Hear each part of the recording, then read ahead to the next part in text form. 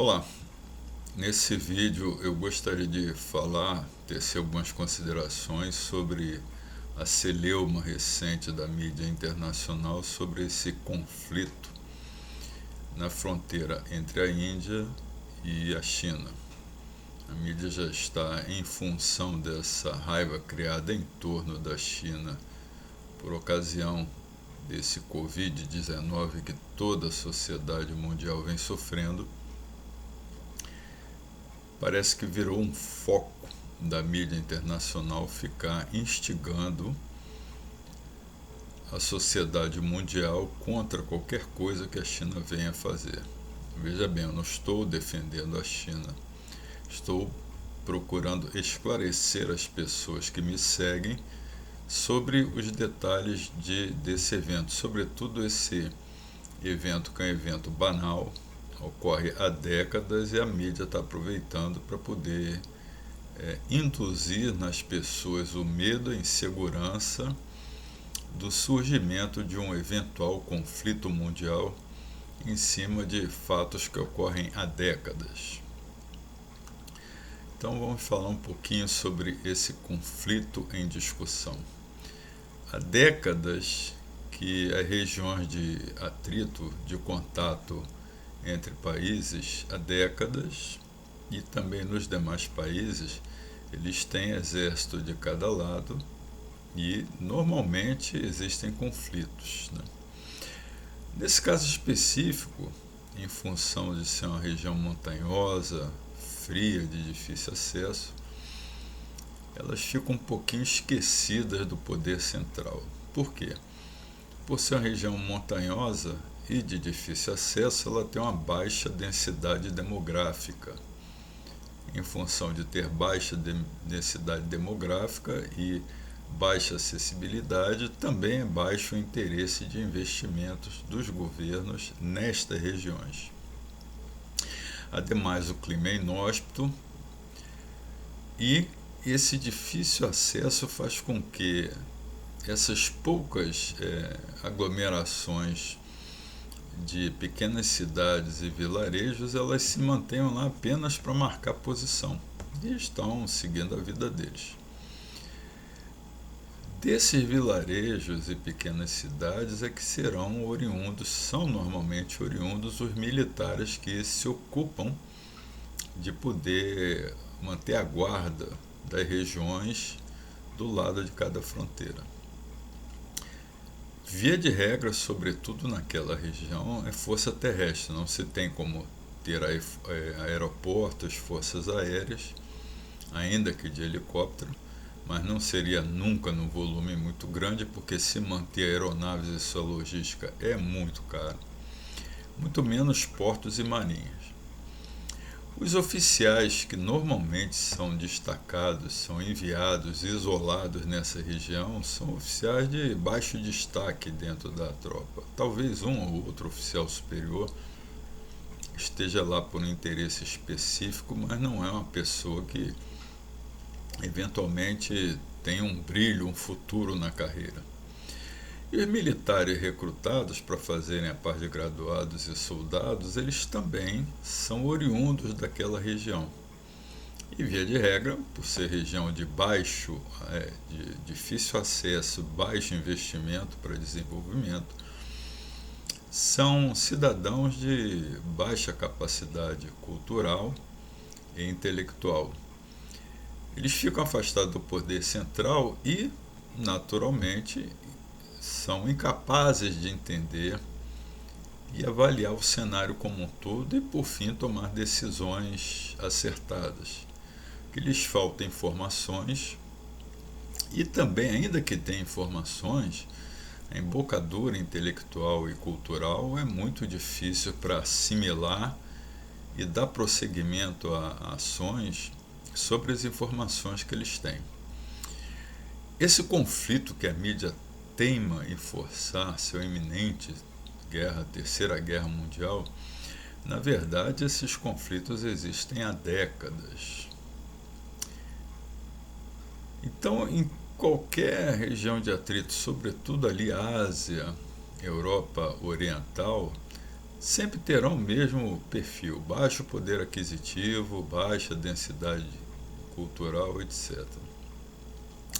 E vamos dizer que a mídia ela esteja colocando, e vamos especular sobre um possível desdobramento logístico e militar para aquela região que não tem grandes interesses. A China e a Índia eles compartilham mais de 3.000 quilômetros, quase 3.500 quilômetros. E foi uma linha aleatoriamente desenhada pelos ingleses no século passado, sobretudo pela independência, por ocasião da independência da Índia pela Inglaterra. Só que naquela região, vamos relembrar que os chineses eles são sociedade de interação cultural, econômica, sobretudo Rota da Seda, há mais de 3.000 anos. Então os chineses estão por ali, marcaram seus territórios, e no meio do nada a Inglaterra foi lá e fez uma demarcação, exatamente sem negociar com a China. Então, o que ocorre disso daí? A China pode eventualmente não concordar em função de algum interesse que eles venham a ter. Mas vamos relembrar, é uma região inóspita, é uma região fria, poucas estradas e ferrovias e também pouca quantidade e extensão de malhas de eletricidade e de telecomunicações, o que torna o desenvolvimento, a vontade de se tirar recursos de outros setores de economia que já não são lá muito disponíveis para se investir em desenvolver essas regiões. Outra coisa importante, por ser região inóspita, montanhosa, de poucas estradas, na eventual emergência de um conflito bélico, existe uma baixa velocidade na fluidez e na progressão de tanques, caminhões, infantaria blindada. E também esse deslocamento ele abraça um altíssimo custo. E sobretudo porque esses países vão ter que buscar recrutar militares de outras regiões. Vai tirar de um lugar, vai ficar faltando. Apesar de haver 1,4 bilhões de pessoas na China e 1,2 caminhando para 1,3 bilhões de pessoas na Índia. Todavia, os seus exércitos eles não são muito numerosos. Então, às vezes se associa a população achando que tem um exército muito grande. Não tem. Via de regra não tem, porque manter tropa é muito caro. E esse recrutamento também ele pressupõe um elevado custo do preparo e emprego desses novos recrutados. Também na região, para se manter enormes contingentes, existem os custos e outras dificuldades logísticas de se manter e iniciar um conflito. Ambos países, só relembrando, eles não têm recursos sobrando. Eles precisam dos recursos que eles têm para investir em vários e vários segmentos sociais e econômicos que têm maior necessidade do que aquela de um desdobramento caro, uma manutenção cara para se conquistar o que lá? Se há séculos aquela região está ali sem nenhum interesse.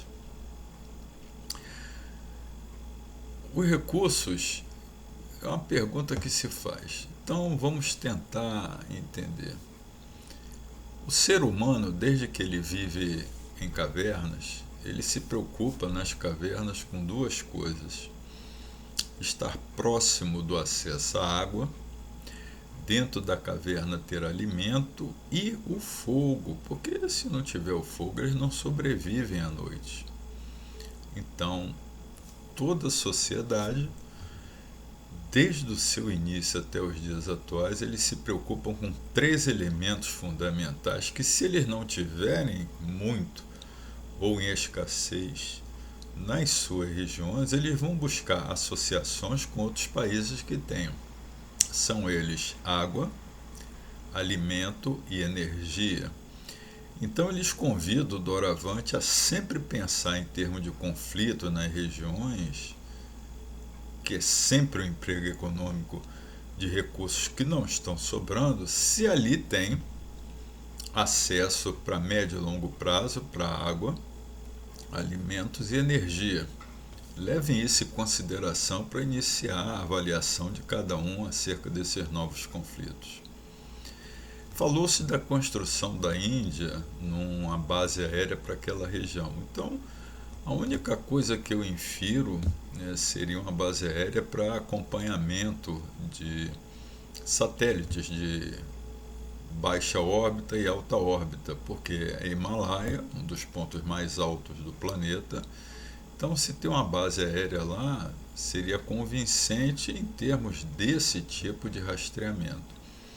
Eu não acredito que se gaste muito na implantação de bases aéreas para conquistar regiões ali que mais adiante conquistou e vai se fazer o que com elas. Então tem que também se considerar isso daí.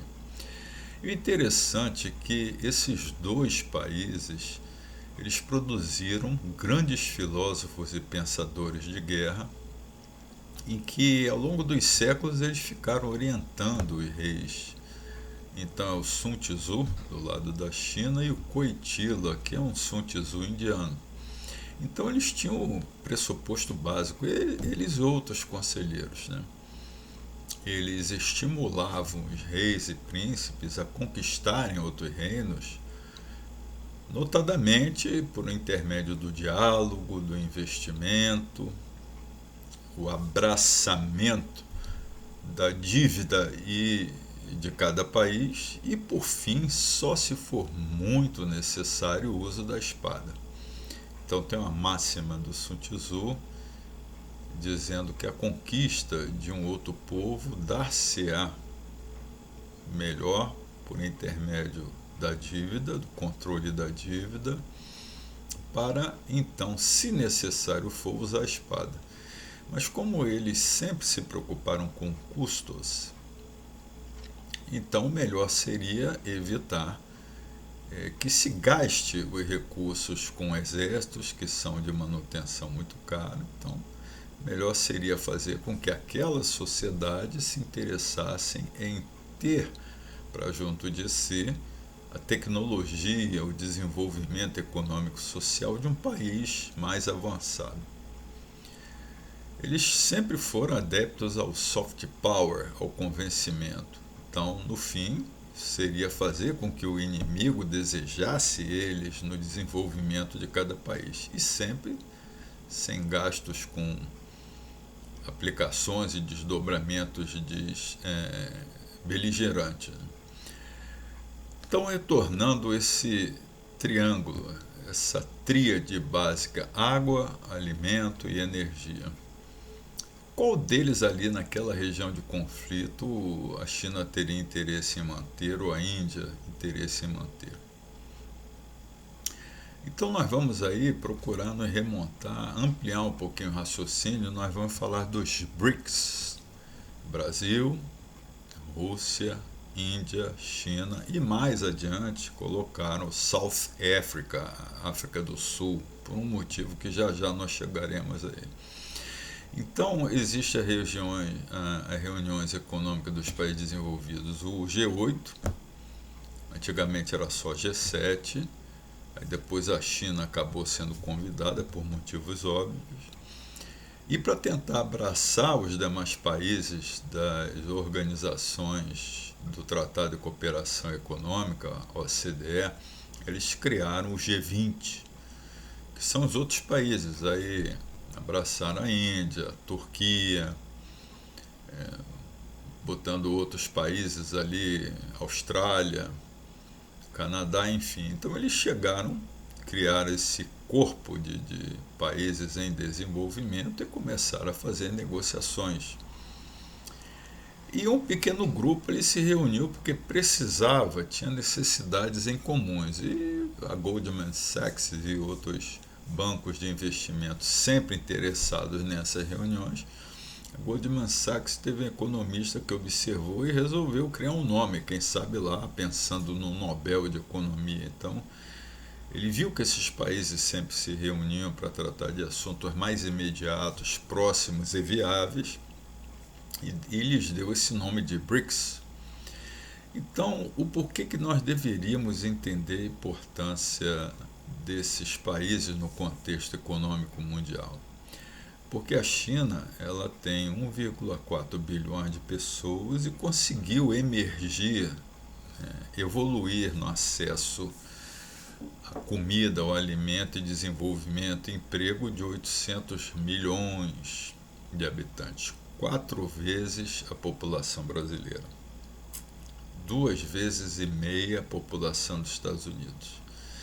A Índia, por sua vez, 1,2 bilhões de pessoas, caminhando para 1,3 bilhões de pessoas, com 600 milhões de pessoas que evoluíram na escala social, também em busca de alimentos, melhores alimentos, vestuário, moradia, emprego. Já com a Rússia, com seus 800 milhões de pessoas, 200 milhões lograram melhorar de vida. E vamos resolver o problema deles. Então eles passaram a ter necessidade de acesso a melhores alimentos, notadamente carne bovina, suína, caprina, equina. Sim, se come muita carne de cavalo nesses países mais pobres, aves. Então, para se alimentar esses animais, para se ter a carne, requer espaços para plantação. E esses países eles têm pouco espaço disponível. A Rússia tem uma enorme quantidade de gelo, de difícil produção agropecuária. A China também, gelo, montanha. Aliás, a China consegue se desenvolver plenamente plantando de tudo numa mesma região em apenas 13% do território deles.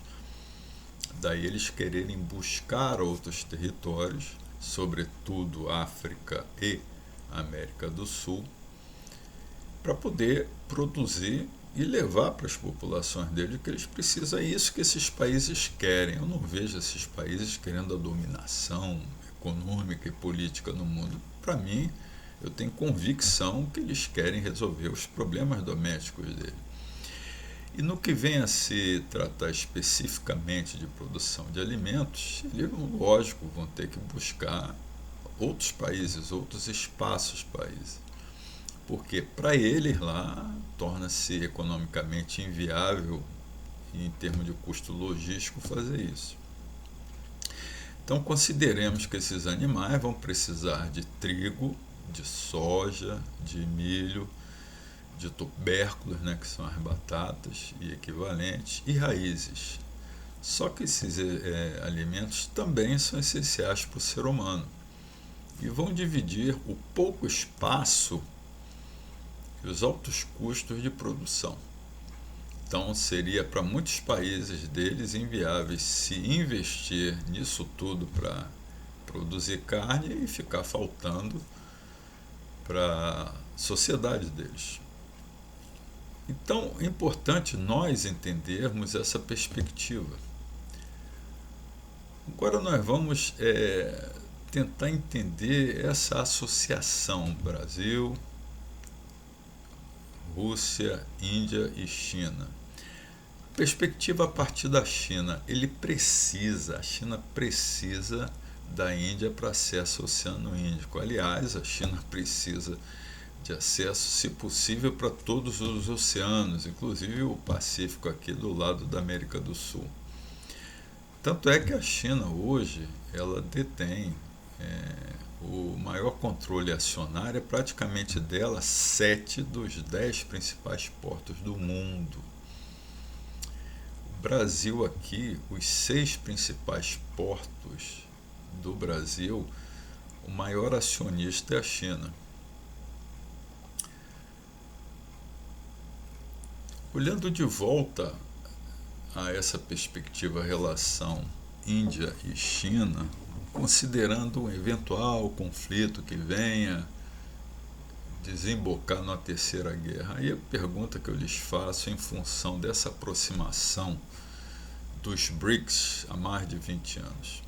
Existem acordos bilionários de cooperação específica entre China e Índia, porque há uma boa parcela de pessoas intelectualmente muito desenvolvidas na Índia, em que existem essas cooperações celebradas na área alimentar, na área de tecnologia, na área de biotecnologia, tecnologia espacial, sobretudo controle e rastreamento satelital.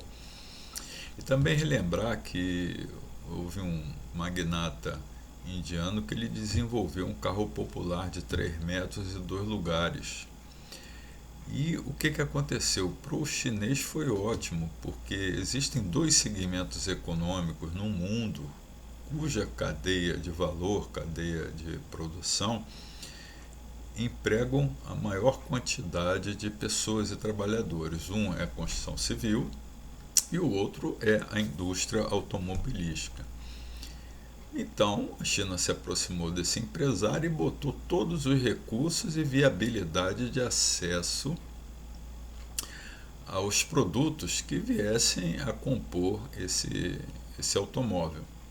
Mais adiante, as grandes montadoras fizeram uma pressão enorme e o projeto não seguiu, mas é interessante nós colocarmos esse veículo também dentro do elenco de acordos bilionários celebrados e cumpridos até hoje entre a China e a Índia. Agora, olhando para o lado da coerência, procurando detonar de vez a instigação, o sensacionalismo da mídia, vocês de fato acreditam que um conflito que na realidade nada mais foi do que supapo entre eles? Tanto é que foi o quê? Armas brancas, pedras, galhos, árvores, 30 feridos de um lado, morreram menos de 10 pessoas. Então, considerando 1 bilhão e 400 milhões de pessoas na China, 1 bilhão e 200 milhões de pessoas na Índia, por que a coerência, o bom senso iria aceitar essa instigação midiática, considerando o real fato de, a partir desse evento que já se repete há décadas? Então vamos relembrar, os soldados que estão lá, o pai deles também foram soldados e também tiveram conflitos. Os avós também. Então virou uma história de vida cultural, a guarda dessas fronteiras. E lógico que os jovens estão doidos para sair no sopapo, para poder ter alguma coisa para contar para os filhos, para os netos, para ter uma justificativa, uma razão existencial. Olha, eu na minha época aqui, eu entrei em confronto com os chineses também, olha, na minha época eu entrei em confronto. Então aquela pessoa até que adquire um certo status social. Não, eles realmente atravessaram a fronteira e saíram na mão lá e seguraram as nossas fronteiras. É isso, nada mais do que isso, meus amigos.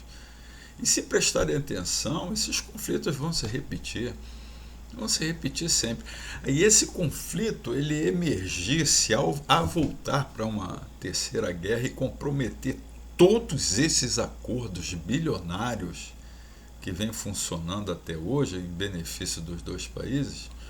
Então a mídia está querendo que o leitor, como em vários outros eventos, ele pegue o bom senso dele e arremesse pela janela.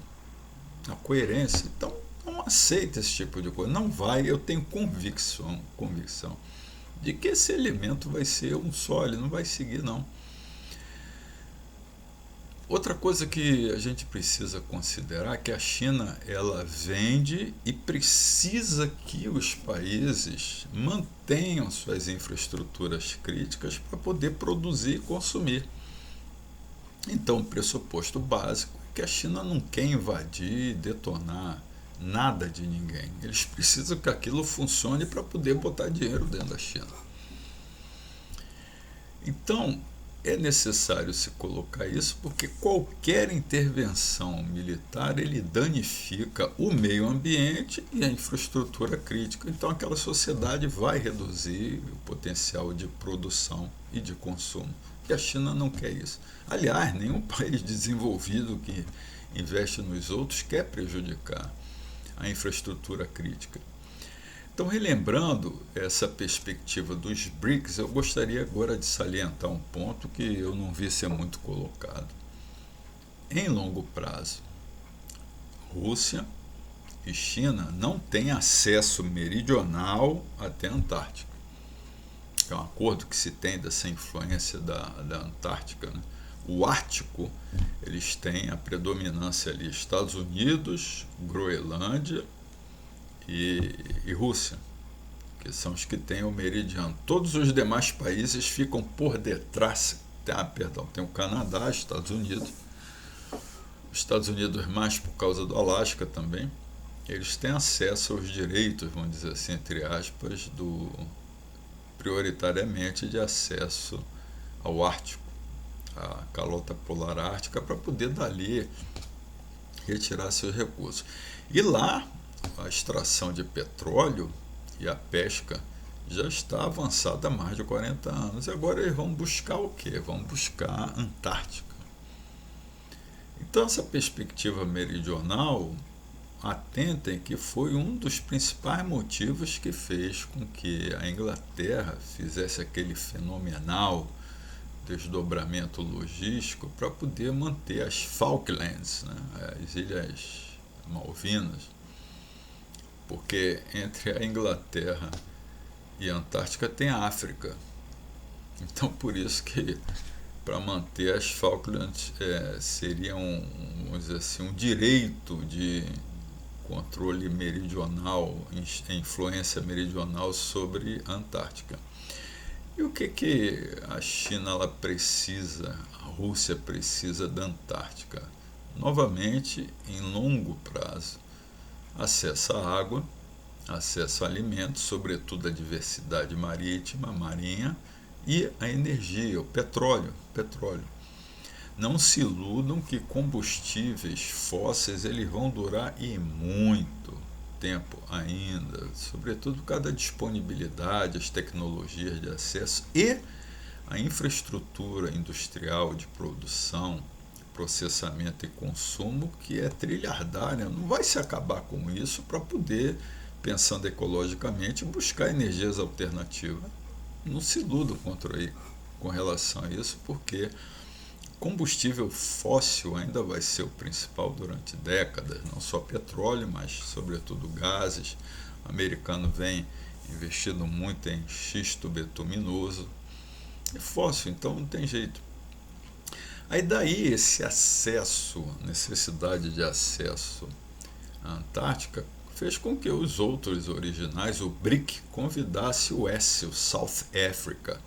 Então hoje China e Rússia podem contar com a Índia, a África do Sul, Brasil, para ter, por influência secundária, um acesso meridional à Antártica, e dali sua riqueza, e dali o seu desenvolvimento. Um dos motivos pelos quais a China vai construir uma base aérea na Argentina. Então, um dos motivos é ter uma cabeça de ponte logística para esse acesso na Antártica e também controle de rotas de satélites de baixa órbita e de alta órbita. Não se iludam que o controle das telecomunicações passa necessariamente pelo espaço.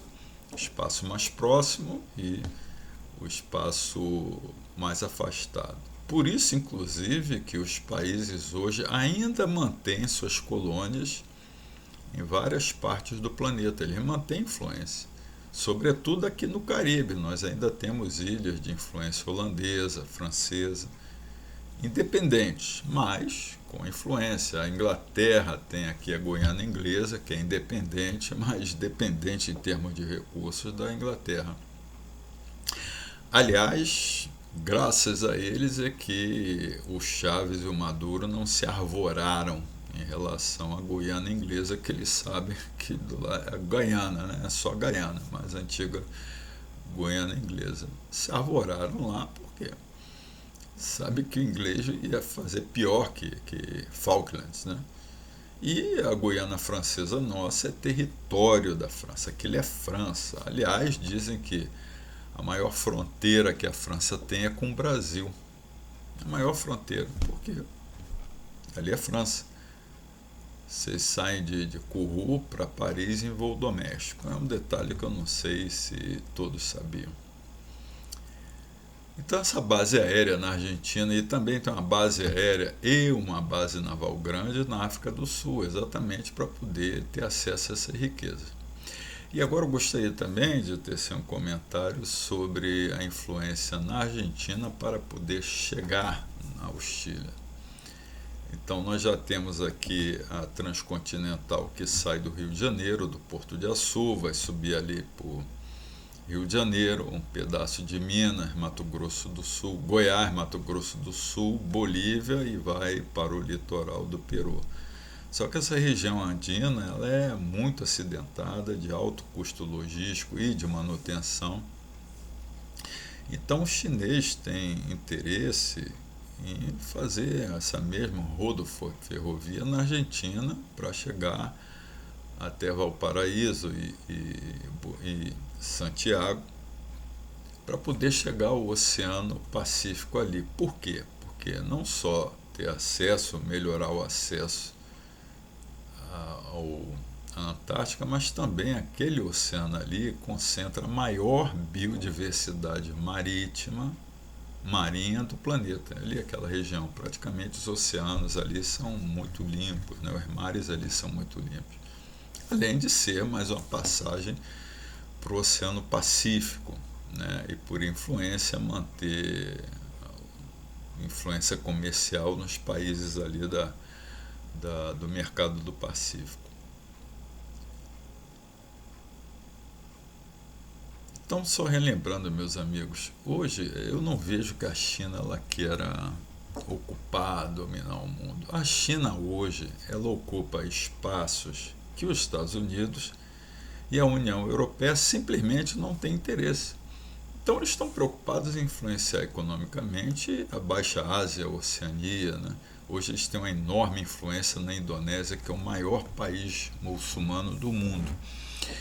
Então eles usam aquela influência da Indonésia no Vietnã, sobretudo para levar e ajudar em tecnologia para processamento de resíduos industriais e biotecnológicos. Então eles levam o lixo para lá, para esses países, ajudam, investem, dá emprego, fica todo mundo feliz e eles tiram o lixo, né, do território chinês, né? É o que acontece. E também a Rota da Seda. Lembrar que a China sempre foi interesse e cobiça dos países europeus, que graças a esse interesse que nós existimos, fomos descobertos, né? Sempre se buscou uma rota para a China, né? E eu gosto muito de falar de Rota da Seda no início das minhas aulas de logística, porque é um fenômeno que me fascina.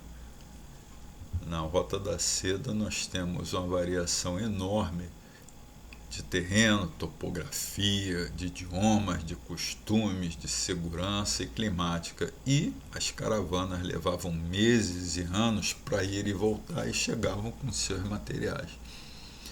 Então, para mim, Rota da Seda, com muito investimento durante esses milênios do chinês, é algo que precisava ser melhor estudado.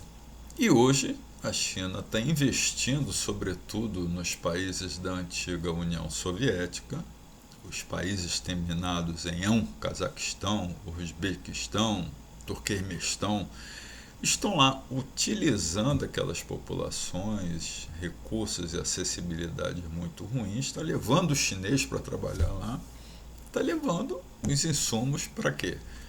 Ferrovias, rodovias, portos, pontes e telecomunicações.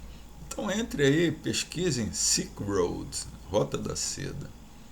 ou também One Road, One Belt, né? Então, uma estrada, um grande cinturão. O objetivo deles é chegar até a Europa por intermédio da Turquia. A Turquia está na União Europeia, é parte integrante, partícipe, e está recebendo muito dinheiro dos chineses. União Europeia e Estados Unidos não se interessaram, não existe vácuo de poder no mundo, alguém vai lá e ocupa, e a China está ocupando, está empregando, está desenvolvendo. Então a mídia fica querendo dizer que a China está querendo dominar o mundo, bobagem. China, Índia, Rússia querem resolver o problema da população deles.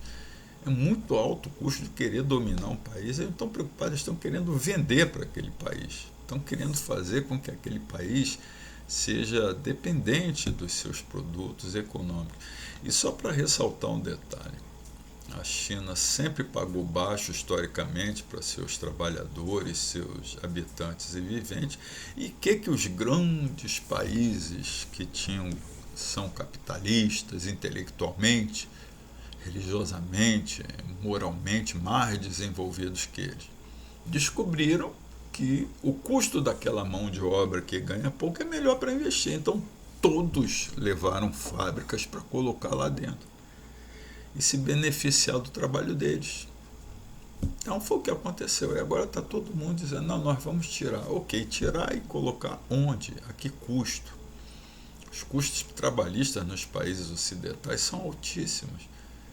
Então não vejo assim essa saída enorme depois do Covid. Então é necessário que a gente também olhe as coisas com uma certa ponderação, com calma, porque tirar uma indústria de produção, uma infraestrutura, né? Vou levar uma indústria de pneus ou de autopeça.